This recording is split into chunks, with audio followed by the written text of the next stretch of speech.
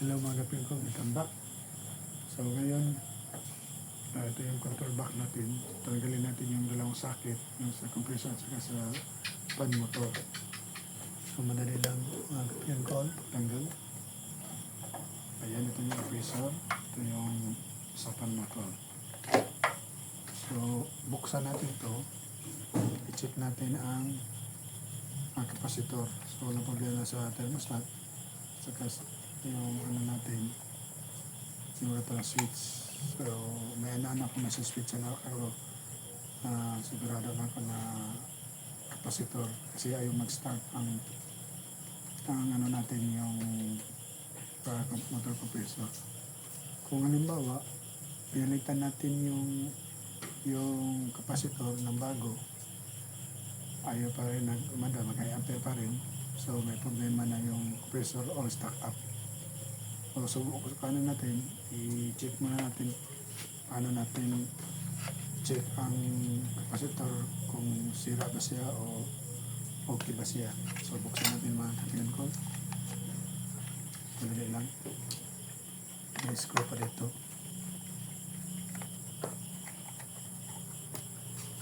Yan, buksan mo na. Yan mga kapatid ko, so nakita nyo ang nasa loob. Ito yung thermostat, ito yung rotor switch, kapasitor, at ito yung service cord, ito yung air swing motor, at may ano yung air swing switch. So ngayon, tatanggalin natin ang kapasitor.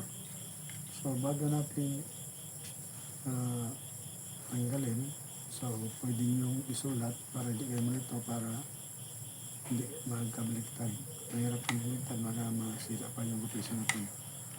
So yan, yung connection niya, meron tayong ditong common, merong fan, saka herb. Kung herb, yun ang ano natin, yung starting. Ito yung fan ko sa fan motor, yung brown, ito starting, itong black is running. So apat na nakakunik ito sa apat na terminal. Yung ano naman sa herm is tatlo connection, yung sa fan dalawa lang. So kita yung malto, ano natin ugutin. So madali lang mga crinkle, tanggalin mo na yung wire. So markingan natin. So ito brown. So hindi kaya ako makapicture kasi inamit natin yung cellphone. So ano lang, ilagay na natin yung ito brown, BR. Para pagbalik, hindi na tayo mahirapan mag-type ng BR. So meaning BRA o BR brown. So rotate natin. Tikis mga kapirko. Ito, ugutin lang natin mga kapirko na na-screw siya para hindi tayo mahirapan sa piso. Yan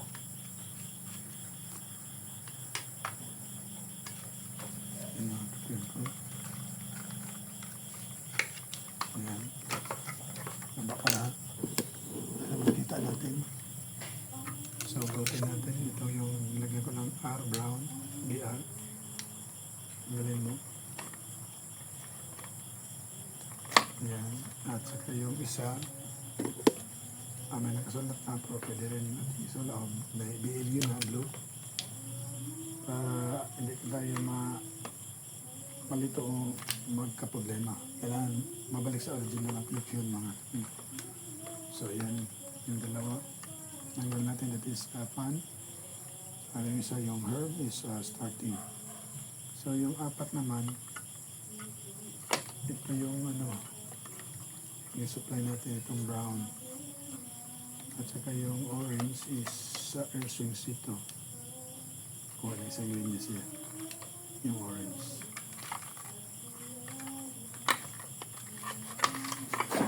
Yan mga kapatid ko. At saka yung itim, ito yung running sa compressor. At saka yung yellow, sa ano to, yellow, so it is common sa panmotor, sa panmotor. At saka po yung orange, saan ito nakapunta, tingnan natin orange, kapunta,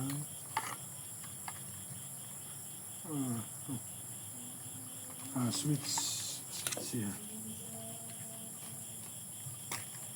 Yan, natanggalan natin mga pinagol. So, ano mo lang is electrical tape tayo dito. Yun. So, lagyan natin isabay mo para pagbalik, hindi ka mawala ng mga pinagol. Yan. Yung apat na yon, so, ilagay mo sa yung apat na terminal.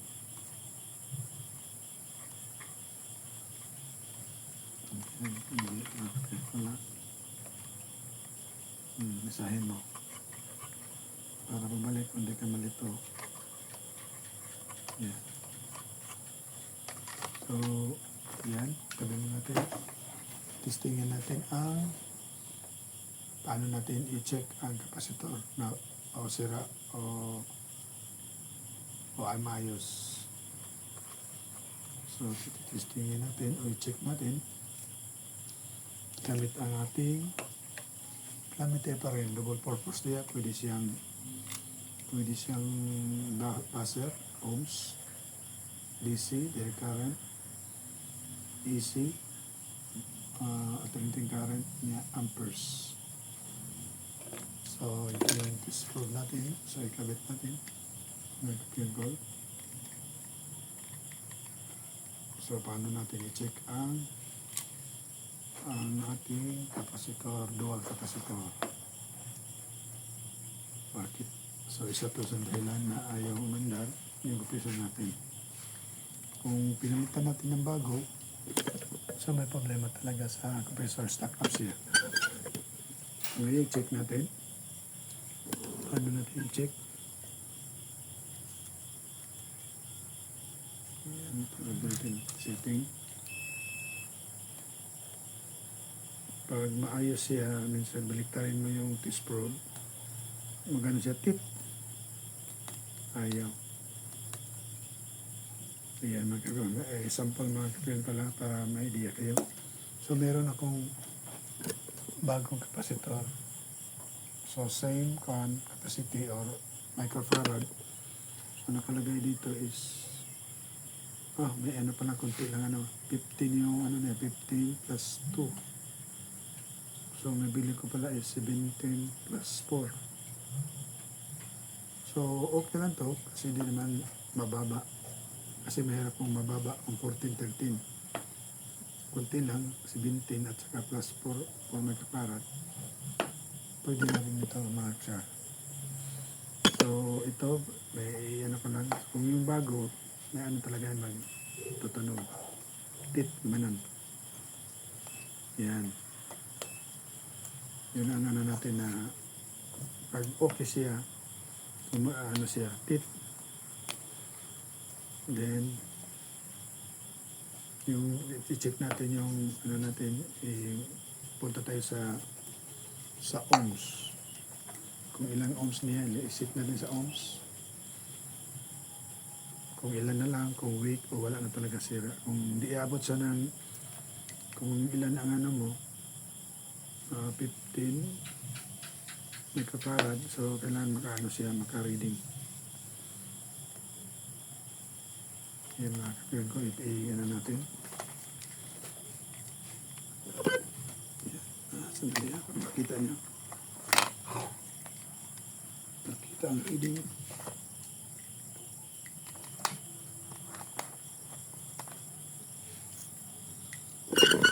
Ayan mga kapatid ko.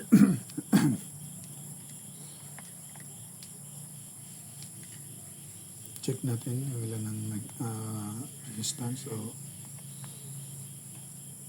yan mga kapatid ko. So, hindi nakaabot ng 0.71. So, meaning, mahina na. Mawala na pala ito. So, wala na mga kaibigan ko. Kung maayos to, kaya aadara natin hanggang pero kaso lang mahina na ano niya. Wala na yung ano niya, yung microfarad o resistance niya. 0.6 na lang. Ayan, wala.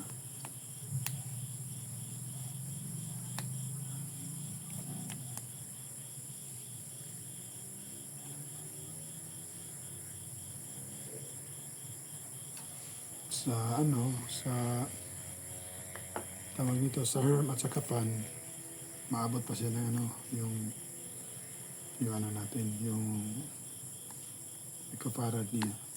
Makaabot pa siya.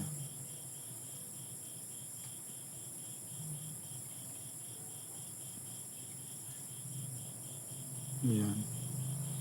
So, walang problema ito sa HERM at sa KAPAN, pero ang problema itong common natin at saka yung HERM. Mahina na. Hindi naabot ng 15 microfarad. Wala na. So, ano natin, alam mo lang yung mga doon. So, tingnan natin ang yung bago. Alaman natin yan ang bago natin. So, pag bago, tama ang reading niya.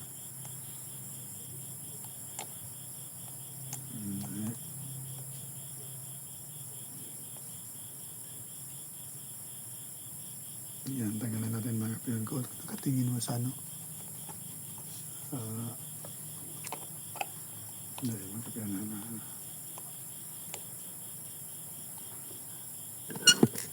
Yan, yan natin. Yan, mga kaibigan ko. Para makita niyo yung reading.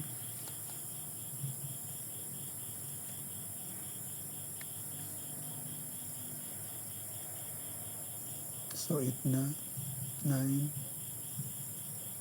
10, 11, 12.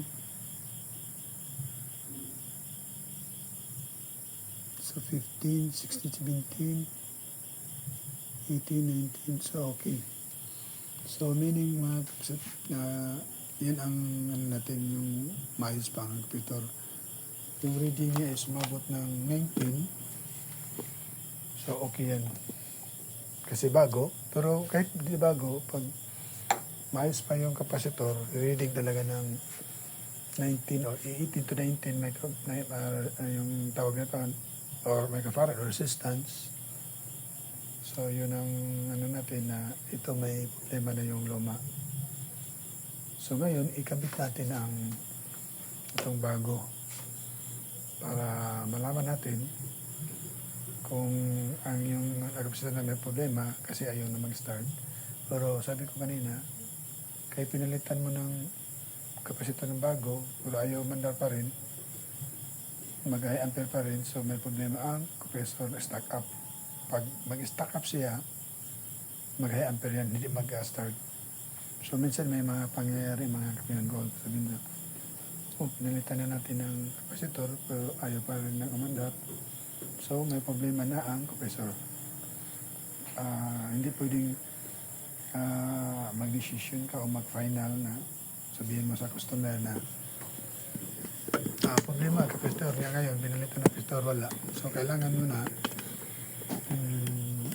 lalo na sure ka, i-sure mo rin bago ka mag-ano sa natin, sa customer o bagutan natin. 100% i-decide niyo na may problema talaga ang compressor rin. Kung ayaw pa rin pinalitan natin ng compressor, so may problema ang ating compressor pag mag-high ampere pa rin. So ngayon, ikabit natin yung mga kapitang coil. Yan. Ay, naman yung malaki pala to. Ito yung luma natin, matangkat pala ito yung bago. Tingnan mo. Madali ito sana. Kasi titingnan natin yung mga yun. Mama yung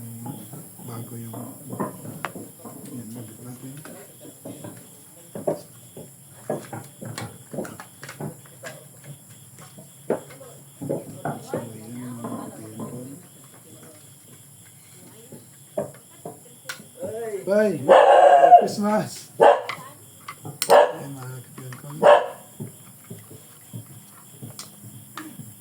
So may mga kapitbahay tayo nagsimba kasi Pasko ako naghanap.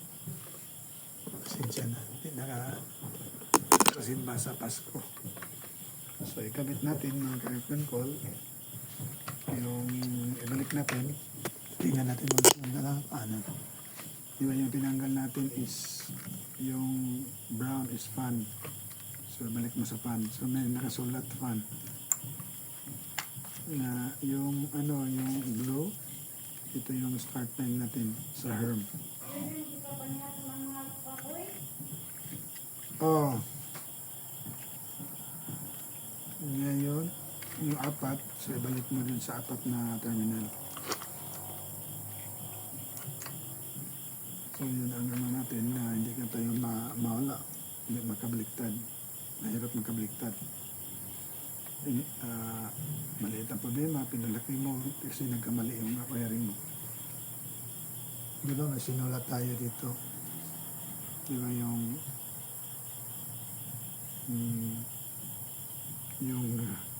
dalawa terminal is fan. Yung tatlo is starting. Yung apat yung common.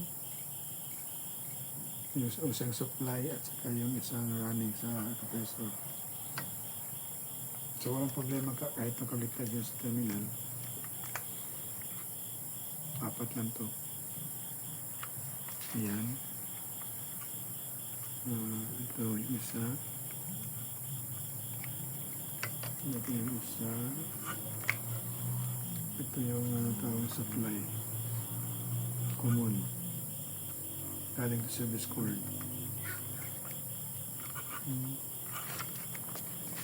Ayan. Tinalaga.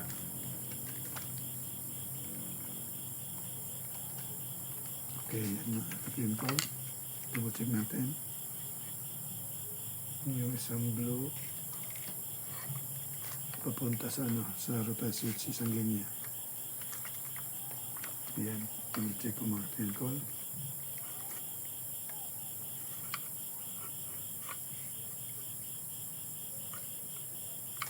Yan. Tuloy natin ibalik. Balik na natin. Tapos panda rin natin. Pas yata mga pinagod. Mahaba kasi. At least tingnan sa buwan natin. Kasi mahaba. Sabi ko, diba mahaba yung bago. Para di madali yung ano natin. Yung problema ito. Madali sa loob.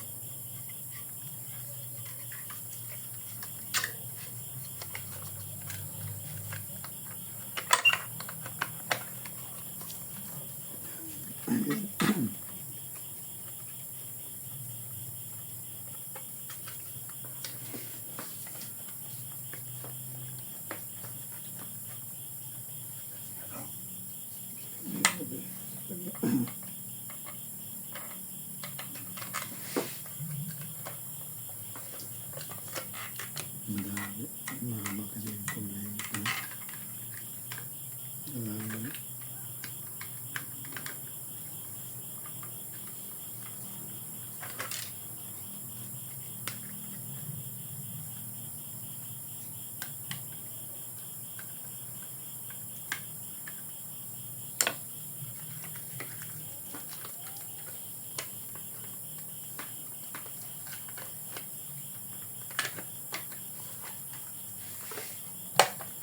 Ayan.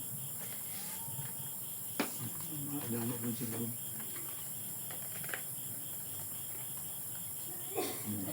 Sige ka natin makatimpo. Madali lang sa loob. Sana pasok. Yan yung mga tempo. Kasi mahaba, diba? Sabi ko, magpas. Subukan na natin. Balik natin yung ganito. Yung compressor. Hindi naman tayo mahirapan baliktad kasi iba yung sakit niya. Yung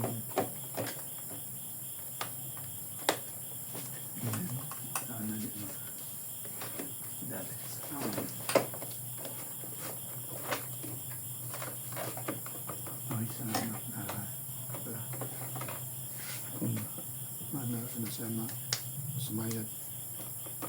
So, lagyan natin yung screw. Sa garanit. Yan mga yun gold. Testingin natin. Okay. Ano natin yung lagyan natin ng parameter. Pag kumanda to, okay. Yung problema sa specialista ka. Oh, uy!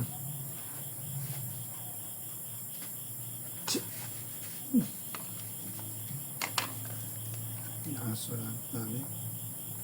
Isang pasaway.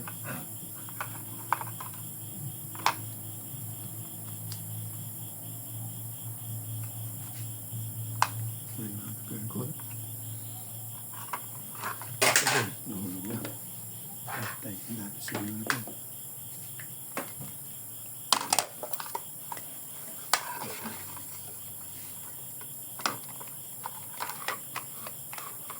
Lamang na yan ang parameter ng laking bagay niya ng kapirkol. Para maalaman natin. Set mo sa 20 amperes. Ayan. Stop muna natin yung pressure. Ayan. Angkop yan. On mo natin yung pan mga kapirkol. Pan mo na.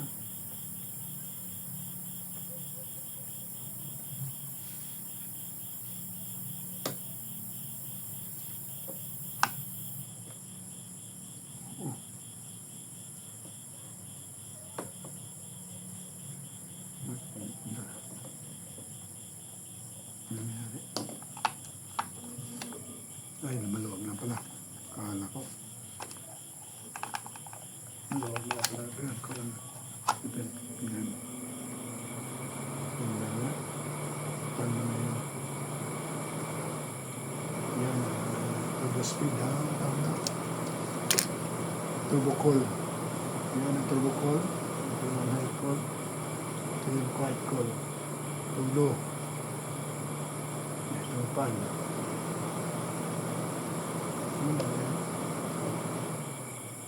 Ayan. So, okay yan. Pan. I-quiet coil natin. I-baitin natin ang pressure. Yeah, thermostat pala, sorry. So, yan mga kapirkol. Titistingin natin pag ipihitin ko, i-on ko yung thermostat.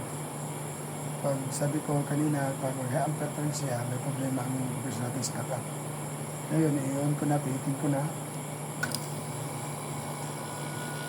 Ayan mga kapirkol. Mandar na.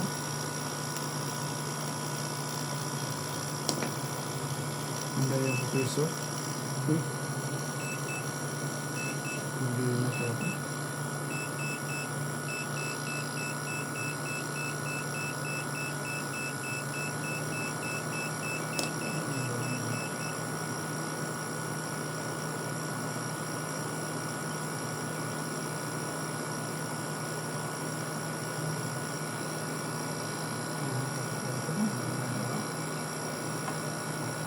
Sudan natin at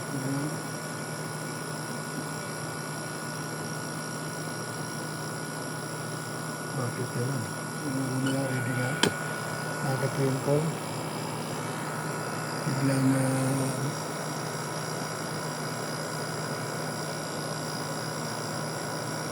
yung iba yung nangyari din. So sudan natin lumamig din siya. So kaso yung natin ano nangyari ito, biglang tumaas yung pangit minsan, 1.5, 1.6, sa kabila. Ayan, 2.2. Ikaw siya makalapat na maayos mga kapintalan, mga kapintal. So, yan yung reading niya is 2.4. So, tama sa ano niya, 2.42. So, obserbahan natin mga kapintal. So, yan ang reading. So, hawakan natin. yung protocol niya, lumabing na na temple. So ngayon is humana yung pressure. Tawag nito. Siguro sa katagalan, standby ito. Yung kanina tumataas, nagkala ko na ito yung pressure. So ngayon, okay naman silicone. Hingin natin yung nabili natin na window type earlier, 0.5 or 1/2 power yung silicone.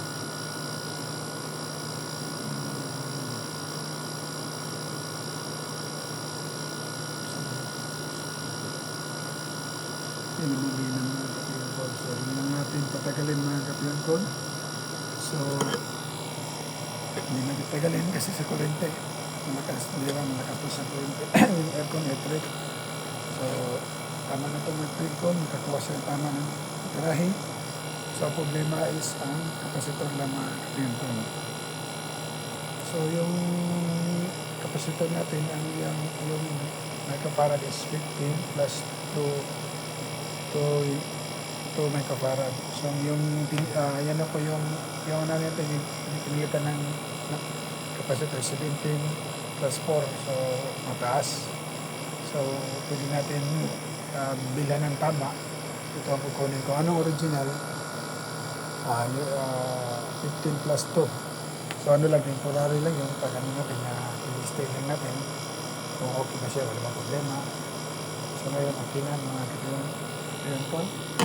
So, madali na natin at matubos siya pag alam natin yung trabaho. So, sa mga natin beginners, salamat yung pagkakas sa ating video. So, kung may comments kayo, comment lang kung subscribe nila.